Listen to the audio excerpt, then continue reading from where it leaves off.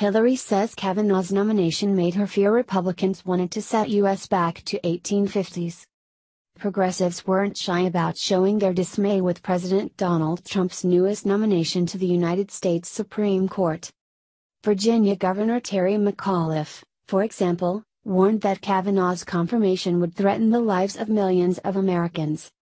While many worried Kavanaugh would impact a host of political issues, former Democratic presidential nominee Hillary Clinton suggested that Republicans were trying to take the U.S. back to a time when Americans still had slaves.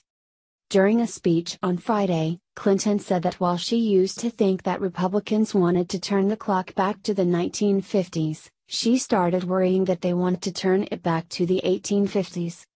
This nomination holds out the threat of devastating consequences for workers' rights, civil rights, LGBT rights, women's rights, including those to make our own health care decision, she said. Although Clinton didn't explain exactly what she meant in terms of returning to 1850, she did describe the nomination as a blatant attempt by this administration to shift the balance of the court for decades and to reverse decades of progress. In 1850, women didn't have the right to vote and the U.S. still allowed slavery. It also passed the Fugitive Slave Act, which required Northerners to return slaves who escaped and made it to free soil.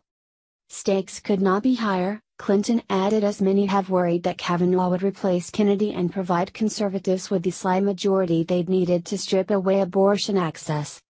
The National Association for the Advancement of Colored People, NAACP, worried that civil rights hung in the balance with Kavanaugh's nomination.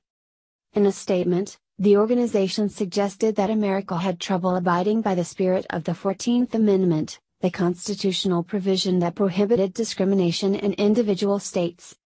150 years after its passage, our nation still struggles to realize the promise of equality under the 14th Amendment, it said. The next